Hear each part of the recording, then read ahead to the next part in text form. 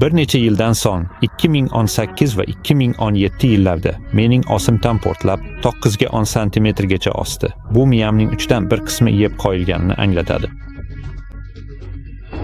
Miyadagi biror narsa yeb ketilib, olib tashlanganida, u hech qachon qayta osib chiqa olmaydi. Menda glioblastoma bilan bog'liq qismlarni o'z ichiga olgan bir xil bo'lmagan osma bor edi. Bu mavjud bo'lgan eng agressiv osma. Siz buni aslida ko'rishingiz mumkin. Biz miri tekshiruvdan olingan kontrast modda bilan tasvirni ko'rsatamiz. Arxivlarda o'sha osmadan omon qolganlar haqida hech qanday ma'lumot yo'q. Odamlar osmaning kattaligiga qarab 1 yildan 2 yilgacha yashaydilar. Lekin hech kim bundan uzoqroq yashamaydi.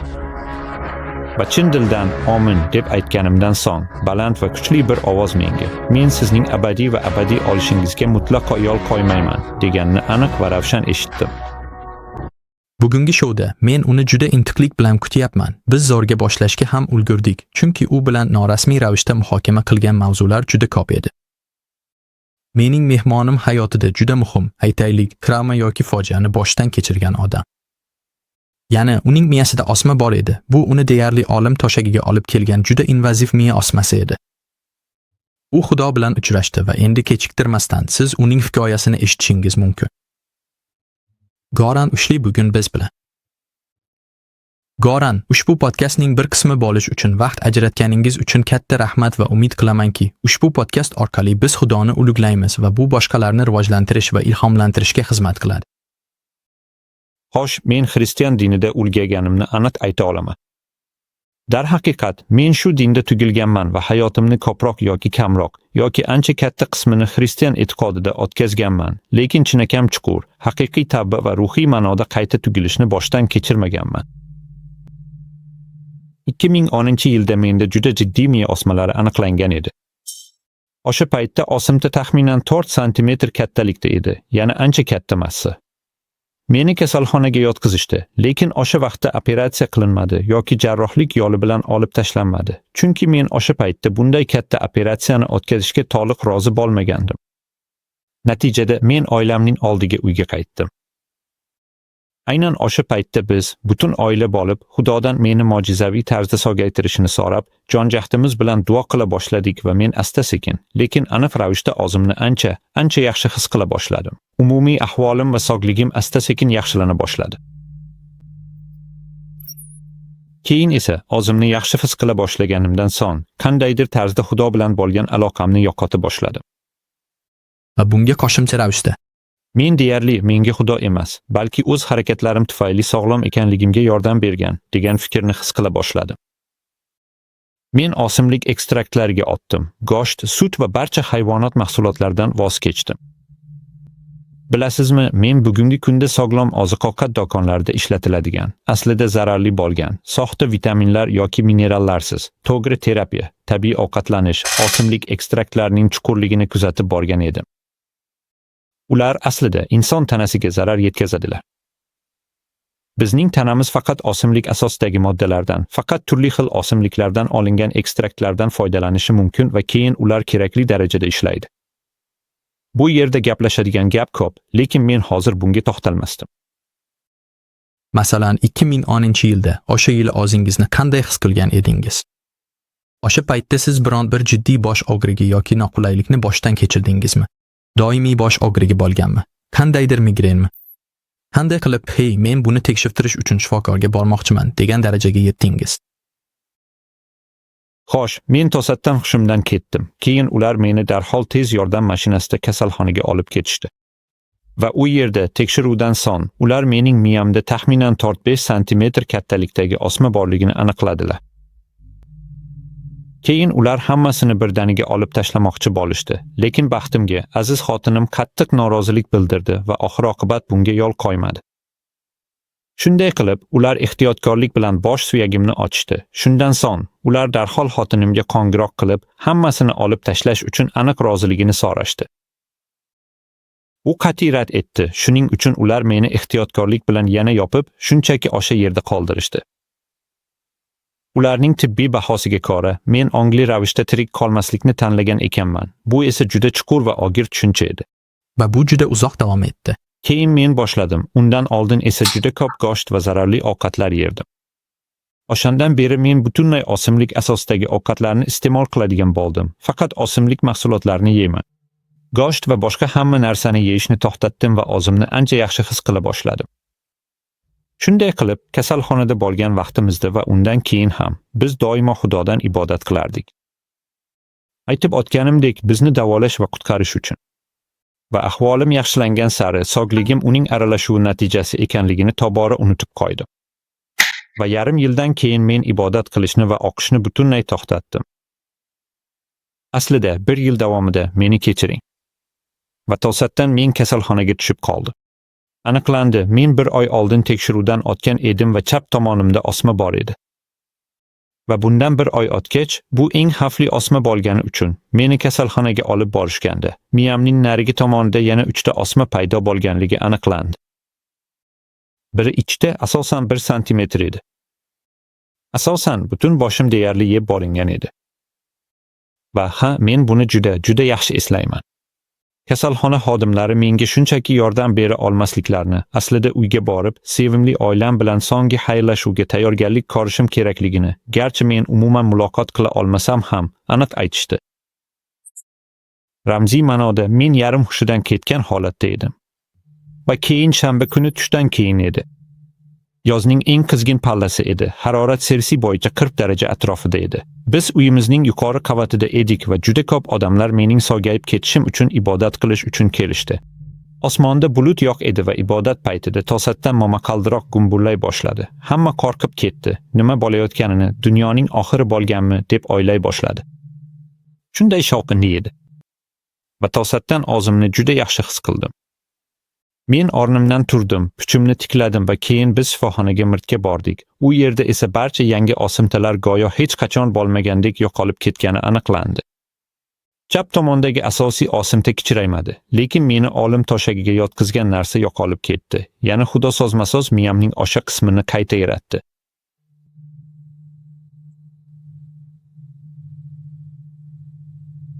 ...2010-yilda sizda 5-6 santimetr kattalikdagi miya o'simtasi borligi aniqlangan edi. Bu davrda bu haqda bilib olganingizdan so'ng siz o'simlik asosidagi parhezga o'tdingiz. Bu to'g'ri. Aynan. O'simlik asosidagi parhezda qancha vaqt turdingiz? Siz o'simlik asosidagi parhezda qancha vaqt turdingiz? Xo'sh, men 1 yil davomida shu bilan shug'ullandim, lekin so'nggi 2 yoki 3 oy ichida intizomni yo'qota boshladim va oddiy odamlar kabi go'shtsiz, ammo sog'liq uchun zararli bo'lgan holda ovqatlana boshladim. Shunday qilib, sog'lom ovqatlanishdan va Xudo haqqi voz kechganimdan atigi 2 oy o'tgach, men yana kasal bo'lib qoldim. Chunki agar kimdir Xudoni uluglamasa va minnatdorchilik bildirmasa, bu uning Xudoni tark etganini anglatadi. Va shundan keyin siz, aytaylik, yana avvalgi samimiy ovqatlanish tarzingizga qaytdingiz.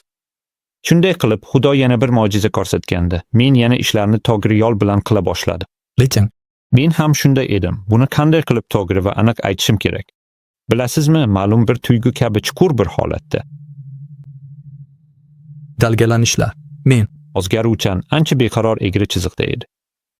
Men chindan ham barqaror emas edim. Men Xudo uchun tinimsiz mehnat qildim va odamlarni doimiy ravishda ogohlantirdim, lekin bu to'liq emas edi. Va keyin bir necha yildan so'ng, aniqrog'i 2018 yoki 2017-yilda mening o'simtam portlab 9 ga 10 santimetrgacha o'sdi. Shunday qilib, miyamning 3dan 1 qismi tom ma'noda yeb bo'ldi. Miyadagi biror narsa yeb qo'yilganda va olib tashlanganda, u qayta o'sa olmaydi, chunki asab hujayralar o'smaydi. Ular ko'paymaydi. Shunday qilib, agar u olib tashlansa, u olib tashlanadi. Xo'sh, bu qachon bo'lgan? Bu qaysi yil edi? 2018-yil. Va 2018-yilda siz, aytaylik, bu men uchun burilish nuqtasi edi, to'g'rimi? Aytingchi, shaxsiy hayotingizda olimdan qo'rqdingizmi? Bu haqda o'ylab ko'rdingizmi? O'sha paytda xayolingizda eng ko'p qaysi fikrlar aylanib yurgan edi? Xo'sh, avvalgi so'nggi daqiqalarda, keling, buni olim deb ataylik, ya'ni shunday bo'lishi kerak edi. Men Xudoga eng yaqinlashdim. Shunday qilib, o'sha yillardagi o'sha qiyin va ayni paytda miyamning 3dan 1 qismi butunlay bostirilganligi sababli men juda og'ir epileptik tutqanoqlarni boshdan kechirdim. Shunday qilib, miyam shunchalik bosim ostida edi. O'simta keyinroq ko'rsatadigan suratlarda ko'rishingiz mumkin. Miyamning boshqa yarmini 2 santimetr yoki undan ko'proqqa surib yuborgan. Albatta, epileptik tutqanoqlarning turli manbalari bor, hatto ruhiy kontekstda ham, ya'ni ikki tomon o'rtasidagi kurashda ham. Lekin agar biror narsa, masalan, meniki kabi, anatomik sababga ega bo'lsa, unda bu boshqa jihat emas, balki to'g'ridan-to'g'ri miya to'qimalarining yemirilishi haqida gap ketadi. Va miyaning qolgan qismiga bo'lgan ulkan bosim tufayli uning qalinligi 2-3 santimetrga yaqin edi. Bu juda dahshatli edi. Xuddi kimdir ataylab qulog'ingizga 230 voltli, shunchaki on 2 emas, balki to'liq 230 voltli elektr simini tiqib qo'ygandek. Rostini aytsam, men hatto bu juda azobli va azobli ta'sirini ham yetarlicha tasvirlay olmayman. Agar men tolib nafratga tolgan va chin dildan boshqasiga shunday azob yetkazishni istagan bo'lsam ham, bunday azobni hech kimga, hatto Gitlerga ham tilamas edim. Bunday azob juda kamdan-kam hollarda boshdan kechiriladi. Men odamlar bilan gaplashdim, lekin hech kim bunday dahshatli tuyg'uni, ya'ni 220 voltli sim orqali elektr toki tanani titratib, so'z bilan aytganda, parcha-parcha qilganini boshdan kechirmagan. Demak, siz olim toshagida edingiz va hayotingiz yakuniga yetgan edi. O'sha davr qanday edi? Men hech qachon Xudoga bunchalik yaqin bo'lmaganman. Shunday qilib, o'sha chuqur olim toshagidan oldin ham, ehtimol 2 oy oldin, men allaqachon nihoyatda zaif va ojiz bo'lib qolgan paytimda ham, men atigi 20 yoki 30 qadam yura olardim. Har bir otgan sayin o'zimni tobora zaiflashib borayotganimni his qilardim. Lekin men Xudoga shu qadar yaqin edimki, olim ehtimoli meni umuman qo'rqitmadi. Faqatgina narsa ehtimol ortda qoldiradigan aziz xotinim va sevimli o'g'lim uchun edi. Lekin o'zim uchun hech qanday qo'rquvni his qilmadim. Men o'zimni qutqarilgandek his qildim. Men Xudo bilan shunchalik chuqur yaqinlikka erishgandimki, hatto olim ham meni qo'rqitmasdi. Chunki bilamizki, Iso tez orada bizning avlodimizda kelganda, u o'ziga ishongan va uning irodasiga binoan yashagan barcha mu'minlarni tiriltiradi. Shunday qilib, qaysidir ma'noda bu mening hayotimdagi eng go'zal qism edi. Lekin shu bilan birga, yer yuzida shuncha ko'p odamlar abadiy halok bo'layotgan bir paytda, men bunday chuqur birlik orqali faqat o'zim uchun najotga erishish xudbinlik bo'lishini his qildim. Va shuning uchun men u yerda yotganimda Xudoga chuqur ibodat qildim. Agar mo'jiza ko'rsatish uning irodasi bo'lsa, chunki bu shifo masalasi emas, balki mening miyam yeb bo'lingandan beri miya yaratish masalasi edi. Xo'sh, ha. Keling, buni bir zumga aniqlik kiritib olaylik. Shunday qilib, xavfli osma sizning oxirgi og'ir kunlaringizda afsuski rivojlangan bosqichga yetganda, shunchaki samarali davo yo'q.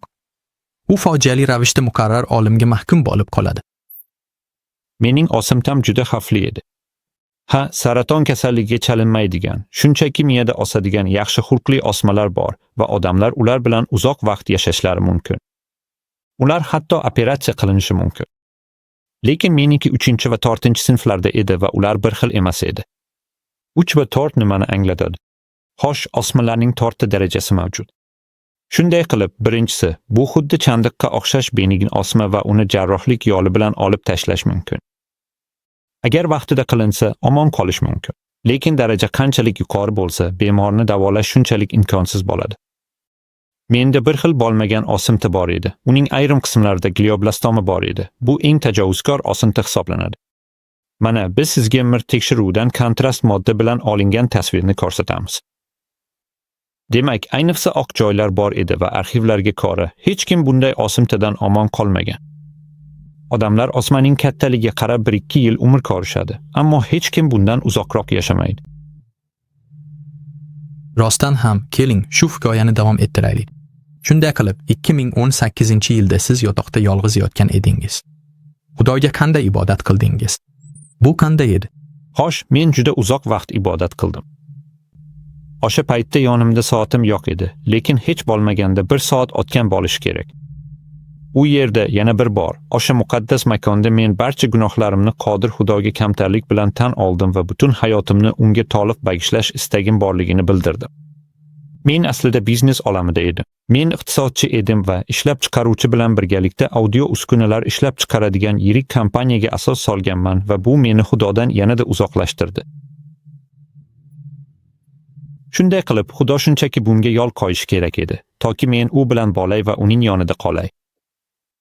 Lekin o'sha duoda men Xudodan hamma narsani so'rab, undan unga yuz o'girganim, o'sha biznesga va boshqa narsalarga aralashganim uchun kechirim so'radim. Va men unga eslab turgan ko'plab gunohlarimni tan oldim va chin dildan uning ilohiy magfiratini so'radim.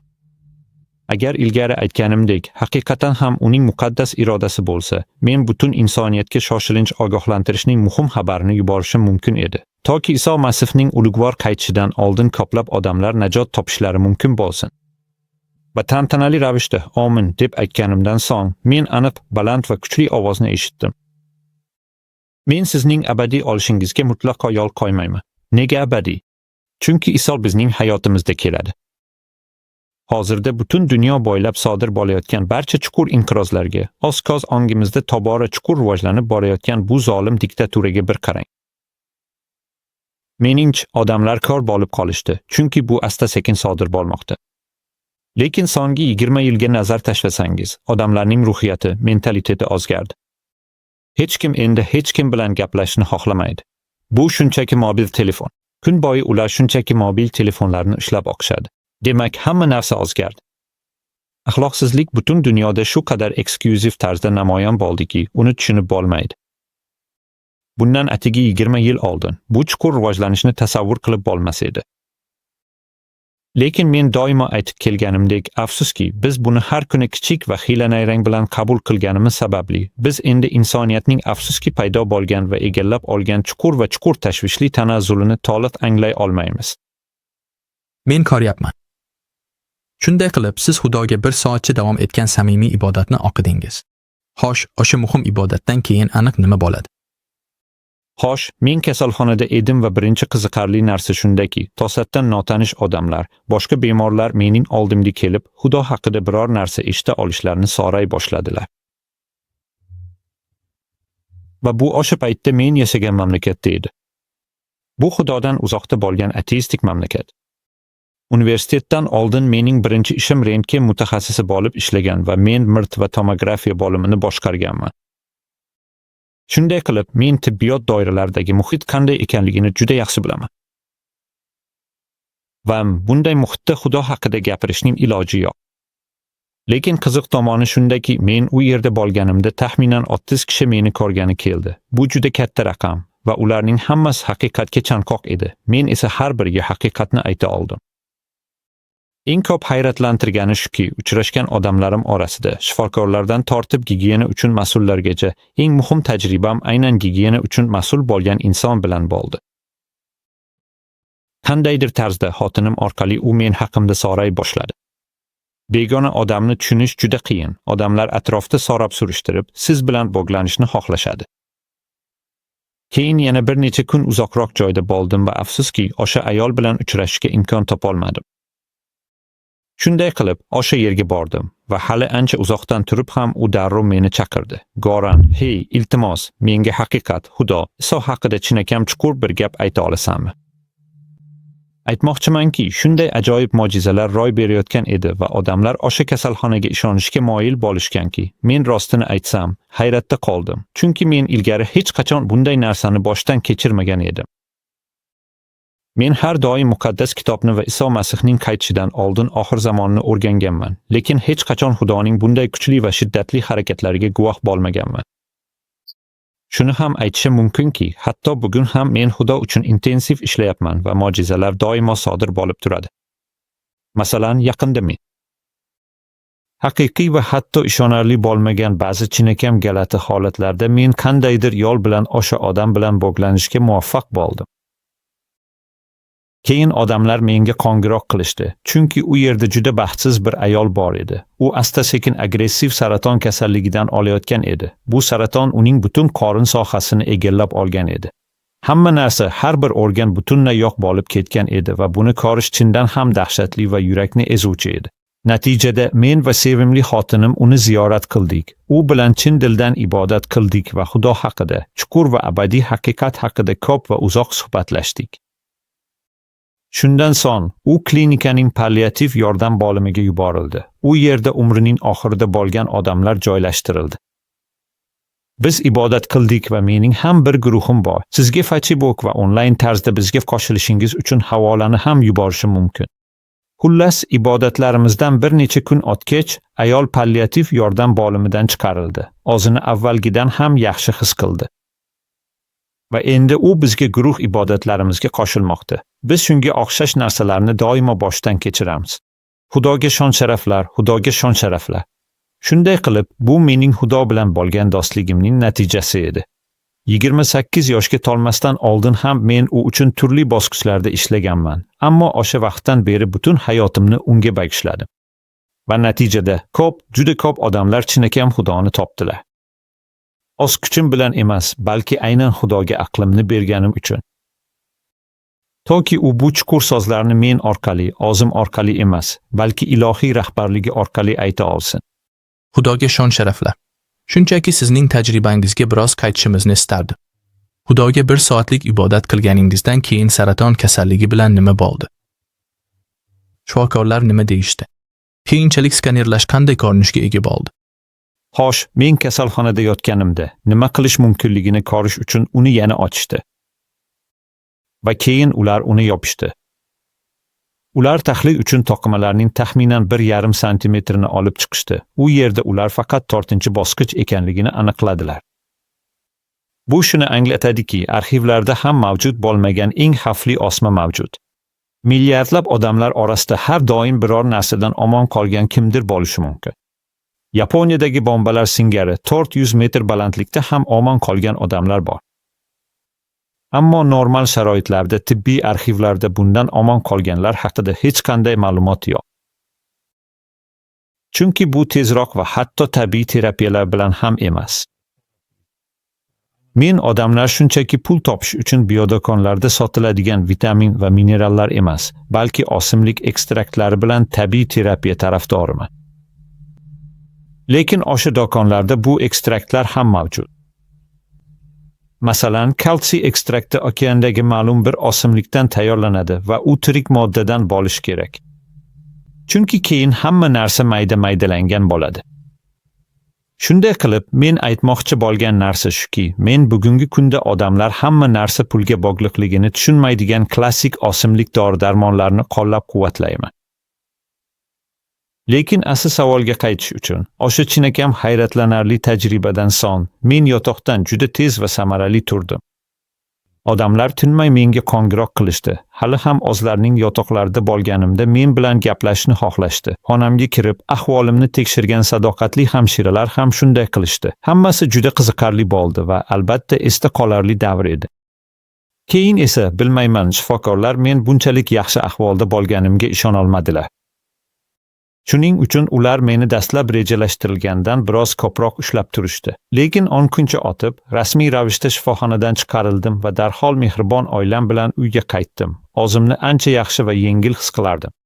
O'sha paytda biz Tok qishlog'ida yashardik va tepaliklar bo'ylab 10 kilometr yurishga chiqdik.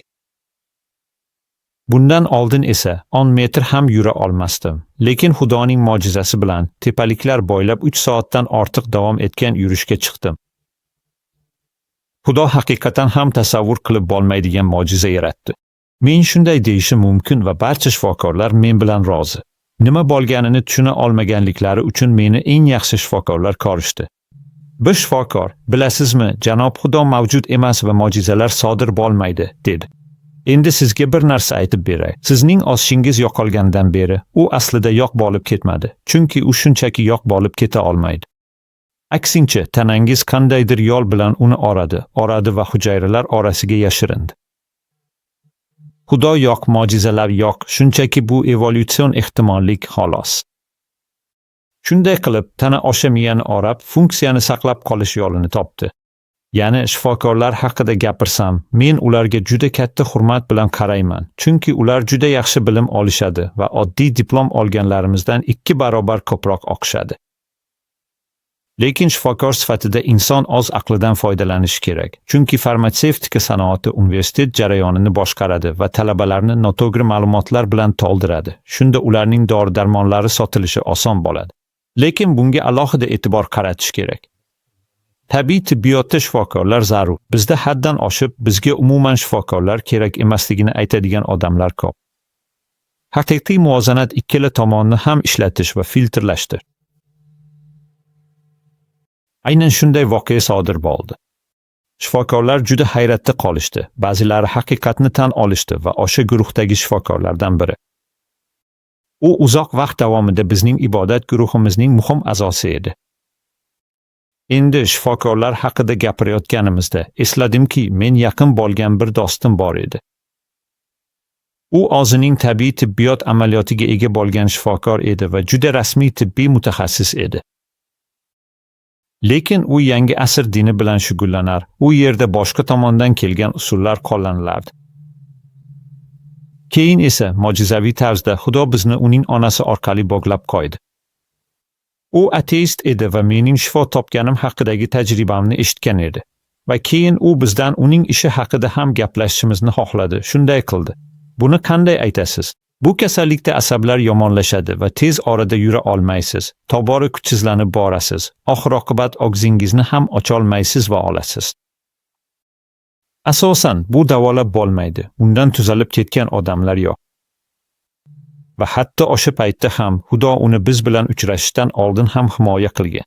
U yangi davr g'oyalari bilan shug'ullangan bo'lsa ham, uning kasalligi 10-15 yil davomida juda sekin rivojlandi. Bu odatda bo'lmaydigan holat. Lekin Xudo uni tayyorlayotgan edi, chunki u bilardi. U haqiqatni bilib oladi. Keyin esa u bizning guruhimizga qo'shildi va keyinroq. Xo'sh, hozir juda ko'p tafsilotlarga to'xtalib o'tirmayman, lekin asosan biz haqiqat, din va shunga o'xshash mavzularda ko'p gaplashdik. Ko'plab to'siqlar bor edi.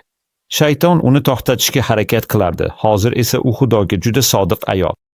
Va yaqinda 2-3 oy oldin hamma narsa olib tashlandi. U jismonan normal holatga qaytdi. Bu nervlar vayron bo'lgan bo'lsa ham hamma narsa tiklandi. Va endi 68 yoshida u xuddi o'smirlik davridagidek yuradi. Xudoga shon-sharaflar, Xudoga shon-sharaflar. Aytingchi, ibodat qilganingizdan to toliq so'rgaguningizcha qancha vaqt ketdi? Bu bir kechada ibodatdan keyin sodir bo'lganmi yoki asta-sekin yo'qolib boradigan vaqt bo'lganmi? Eslay olasizmi? Xo'sh, aytganimdek, shundan so'ng darhol o'rnimdan turdim va kuchimni va hamma narsani qayta tikladim. Lekin hamma narsa joyiga tushishi, miyada to'plangan qon qoldiqlari tozalanishi va hamma narsa joyiga tushishi uchun 1 yoki 2 yil kerak bo'ldi.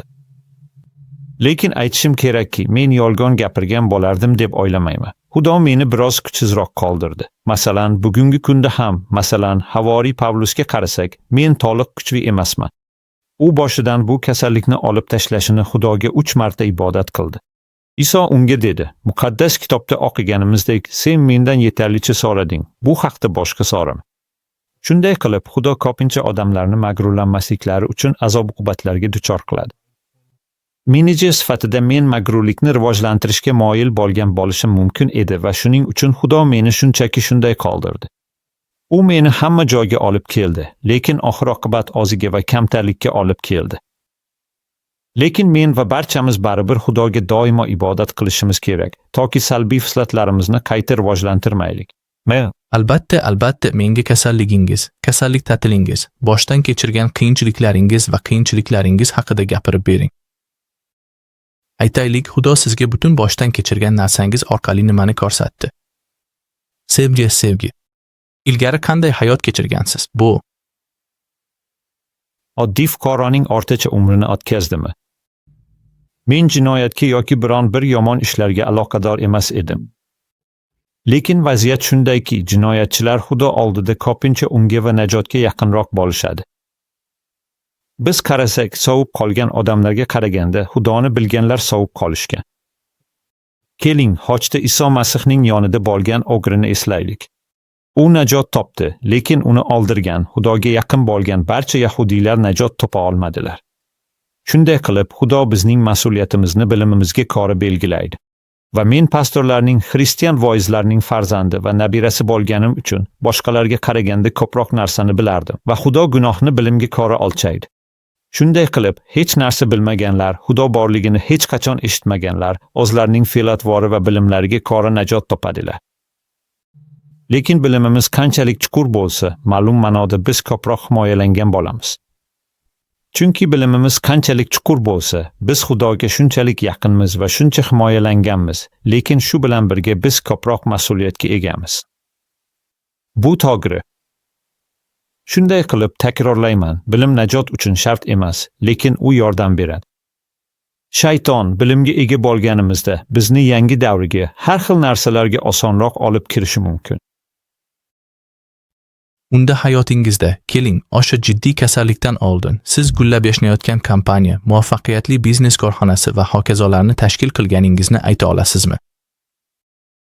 Siz odamlarga tadbirkorlikning qiyin dunyosiga faol kirishni va onglarni talabchan va qiziqarli narsalar bilan to'lib band qilishni chin dildan tavsiya qilasizmi? Hayotingizda butga aylanib qolmasligi uchun qay darajada borish kerak? Xo'sh, biznesning o'zi gunoh emas, deylik. Odamlar yashashlari va ishlashlari kerak. Albatta, gap shundaki, hayotimizning markazi nima? Bizning fikrlarimiz qayerda? Agar biz kuniga 15 soat ishlaydigan biznesni yaratsak, endi bunga qodir bo'lmaymiz. Biz tan olishimiz kerak, ya'ni men hozir mutlaqo muqaddas va solih ekanligimni hatto chinakamiga ayta olmayman. Chunki inson sifatida biz doimo o'sib, rivojlanib boramiz. Chunki Iso qaytib kelishidan oldin biz muqaddas bo'lishimiz kerak bo'ladi. Bir kuni biz ham bu jihat haqida gaplashishimiz mumkin. Lekin fikrlarim chalkashib ketdi. Hech qisi yo'q, tashvishga o'rin yo'q. Bemalol kirib ko'ring. Tebranishini to'xtatishi uchun shunchaki unga teging. Ha. Iltimos savolni takrorlang. Telefonim meni chalgitdi. Ha, odamlarga tadbirkorlik bilan shug'ullanishni tavsiya qilasizmi? Va bu sizning hayotingizda, aytaylik, butga aylanishidan oldin qay darajada davom etishi mumkin? Xo'sh, biz eski ahdda yer yuzidagi eng boy va eng farovon odam ayni paytda eng sodiq va dindor bo'lganini aniq ko'rishimiz mumkin. Demak, boylikning o'zi najotga erishish yo'lidagi yengib bo'lmas to'siq emasligi ayon. Afsuski, Iso Masihning o'zi chuqur ta'kidlaganidek, osmon shohligiga haqiqatan ham kirishga muvaffaq bo'lgan boy odamlar nisbatan kam. Biz tor darvozadan tuya kabi o'ta olmaymiz. Bu shuni anglatadiki, mening fikrimcha, biznes faqat Xudo bizni boshqarayotgan bo'lsa va u bizni hatto biznes masalalarida ham boshqarsa, biznesdir va biz unga yopishib olamiz. Shunda biz ishlayotganimizda ibodat qilamiz va undan bu yerda nima qilishimiz kerakligi haqida yo'l-yo'riq so'raymiz. Biznes sherigimizni aldaymizmi? Biz insofsiz bo'lamizmi?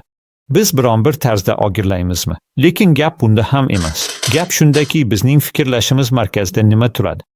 Agar biz buni biznes tufayli ko'ra olsak, ertalab uyg'onganimizda kamida 1 soat ibodat qila olmaymiz. Agar biz to'xtab qolganimizni, biznesdan kelib chiqadigan stress bizning kuchimizni egallab olganini, endi 1 soat turib ibodat qilishga va kechqurun yotishdan oldin ibodat qilishga kuchimiz yetmayotganini his qilsak, bu biz uchun bu Xudoning irodasiga muvofiq emasligidan dalolat bo'lishi kerak. Siz bu tajribadan butunlay sog'ayib ketdingiz. Bugun 2025-yil va aytaylik, siz bundan ozod bo'lganingizdan beri 4 yoki 5 yil o'tdi. To'g'rimi? Balki undan ham ko'proq. Bu 2018 edi, yo'q, 2025, bu 89 yil. Hozir o'zingizni qanday his qilyapsiz? Ishonamanki, tomoshabinlar buni juda qiziqarli deb bilishadi.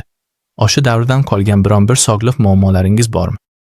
Xo'sh, men o'zimni kuchsizroq his qilyapman. Aytganimdek, men Havoriy Pavlus ham, payg'ambar ham emasman, shunchaki meni tushunganingiz uchun. Men Xudoning ovozini faqat u meni shifolaganda aniq eshitganman. O'shandan beri men endi aniq ovoz eshitmadim. Odamlar, men ko'pincha shaytonning pichirlashini payqaganman. Va ko'pincha hatto bizga kimdir biror narsa deganini eshitgandek, kimdir biz bilan gaplashayotgandek tuyuladigan o'z fikrlarimiz ham ko'pincha shunchaki o'z fikrlarimiz bo'lishi mumkin. Shunday qilib, bu sohada siz juda ehtiyot bo'lishingiz kerak. Men shunday deya olaman. Xuddi shu narsa mening shaxsiy tajribamga ham tegishli. Shunday qilib, Xudo bizni boshqaradi va biz unga yaqin bo'lganimizda oxir-oqibat uning so'zlarini eshitishga kelamiz. Lekin shayton bizga cheklovlar qo'yadi. Keling, eslaylik, masalan, o'sha muhim lahzani, ya'ni ismini aytsak, Ibrohimning Esav naslidan to'g'ridan-to'g'ri avlodi Yoqub, u mashhur tarzda Iso bilan kurashganida, muqaddas kitobda bu farishta bo'lgani aniq aytilgan. Lekin bir o'ta muhim va chuqur matnda chinakam yaxshi va hurmatli muallif buni juda yorqin tasvirlab beradi. Aynan o'sha paytda shaytonning o'zi ham orqasidan sezdirmay pichirlab, doimiy ravishda unga "Sen bu kurashda aslo g'alaba qila olmaysan" va hokazo degan gaplarni aytib, uning ongiga shubha va umidsizlik uruklarini sochishga yoki g'alaba qilib, nafratli bo'lishga uringan. Oddiy qilib aytganda, biz g'ayritabiiy dunyo bilan juda ehtiyotkor bo'lishimiz kerak, chunki aynan o'sha yerda shayton eng ko'p bo'ladi.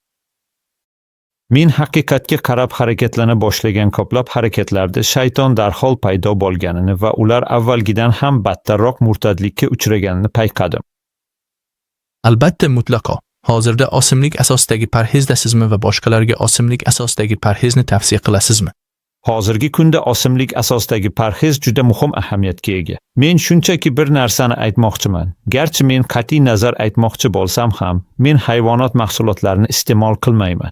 Bugungi osimliklar, ayniqsa agar ularni oz bogingizda, oz yerlaringizda o'stirmasangiz, juda ozgin va to'yimsiz bo'lib qolgan. Va shu bilan birga biz tuxum iste'mol qilishga majburmiz. Tuxumlar aslida nafaqat go'sht, balki yagona hayvonot mahsuloti hisoblanadi. Bu shunchaki yetilgan narsa emas, balki to'liq bir mavjudot to'liq rivojlanishi uchun hayot uchun zarur bo'lgan hamma narsa unda mavjud. Shunday qilib, u yerda to'liq konsentratsiya mavjud. Agar bir kun kelib taqiblar bo'lsa, ularni o'sha paytda ko'tarib chiqsak, hayron bo'lmayman, lekin buni chetga surib qo'yish kerak. Shunday qilib, tuxum biz osimlik asosidagi parhezning 99% tashkil qilishimiz kerak. Va masalan, biz yeyish uchun non pishirishimiz kerak. Dushman aslida nonni bugungi kunda eng zaharli moddaga aylantirgan. Va bugungi bug'doyda uning gen tuzilishi o'zgartirilgan. Shunday qilib, bu juda xavfli bo'lib qoldi. Lekin emmer va shunga o'xshash barcha navlar, agar ular faqat quruq xamirturush bilan tayyorlansa, yangi xamirturush bilan mutlaqo emas. Va nonda teshiklar bo'ladigan tarzda pishirilgan va u butunlay quruq bo'ladi. Uni bir kunga qoldirish yaxshidir. Bu sog'lom ovqatlanish asoslaridan biri va hokazo. Hozir bunga to'xtalmayman, garchi bunga ko'p vaqt sarflagan bo'lsam ham. Ozim. Albatta. Lekin agar biz odamlarga bugungi kunda o'zingizni qanday his qilayotganingizni biroz ko'proq tushuntira olsak, siz butunlay sog'lommisiz yoki hali ham bundan keyin biron bir ta'sir ko'rsata olasizmi? Meni aynan shu qiziqtiradi. Xo'sh, men hamma narsani qila olaman. Ya'ni men kitoblar yozaman. Men jismoniy mehnat bilan ham shug'ullanaman. Va men tez-tez juda uzoq masofalarga, xususan, faqat bitta yo'nalishda 600 kilometrga mashina haydab boraman. Bu juda katta sayohat. Men odatdagidek ishlay olaman, lekin biroz avvalgidek emasdek tuyuladi. Kuchsizroq. Men ma'lum darajada zaiflikni his qilyapman va buning uchun Xudoga shukr qilaman. Chunki darhaqiqat, bu meni haqiqatan ham ushlab turadi. Xuddi Havoriy Pavlusning chuqur namunasi kabi, u meni doimo chuqur kamtar tutadi. Shunday qilib, men hech qachon takabbur bo'lib, oxir-oqibat Xudodan uzoqlashmayman. Rahmat. Buning uchun sen. Xo'sh, aytaylik, eng so'nggi va eng muhim savollardan biri sifatida, hayotda chinakamiga shunday katta fojia va ulkan qayg'uni boshdan kechirgan inson sifatida siz nima degan bo'lardingiz? Muhim jihatlardan biri, hayotda qiyin vaziyatlarni boshdan kechirayotgan, jiddiy kasalliklar bilan kurashayotgan odamlarga nima deysiz? Ularga xabar yetkazishni sizga qoldiraman. Xo'sh, men bitta narsani aytishim mumkin. Xudo biz najot va o'zgarish haqidagi savol kontekstida aytib o'tganimizdek, Xudo bizdan o'z hissamizni, qo'limizdan kelganini qilishimizni kutadi. Ya'ni Xudo Afrikadagi hech narsaga qodir bo'lmagan qora tanli odamlarni ular hech narsa qilmasdan turib davolaydi, chunki ular buni qila olmaydilar. Lekin biz uchun biror narsa qila oladigan joyda, u bizdan sog'lom ovqatlanishga o'tishimizni va osimlik ekstraktlardan foydalanishimizni kutadi. Lekin hatto ular ham jiddiy kasalliklarni davolay olmaydi va aynan shu yerda Xudoning yordami kerak. Lekin biz o'zimizdan go'sht, spirtli ichimliklar, qahva, sigaretalar, zararli narsalar, qora va ko'k choy va boshqa barcha nosog'lom narsalardan voz kechishimiz kerak. Aytgancha, mening sahifamda sizga juda tavsiya qilaman. Mening Facebook va internetda 2 ta maxsus sahifam va guruhlarim bor. Va u yerda siz sog'lom ovqatlanish haqida keng qamrovli bo'limni osongina topishingiz mumkin. Men bir nechta hurmatli mualliflardan diqqat bilan to'plagan batafsil kitob bor.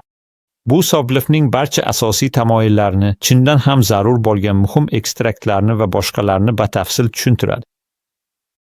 Menimcha, iltimos, buni ekranda yozib bera olasizmi? Siz buni olasiz, qila olasiz. Eng muhimi, sog'lom ovqatlanish, masalan, ayrim kasalliklarda 20 baravar konsentrlangan xushbo'y hid ekstraktini qabul qilishdir. Shunday qilib, oddiy xushbo'y hid ekstrakti foydali, ammo u davolamaydi. Agar siz aytib o'tganingizdek, ushbu og'ir kasalliklarda yuqori konsentratsiyalarda qabul qilsangiz, uni davolash mumkin. Shunday qilib, sog'lom ovqatlanish kerak, lekin men tayyorlagan kitobga kiritilgan maxsus davolash usullari ham kerak.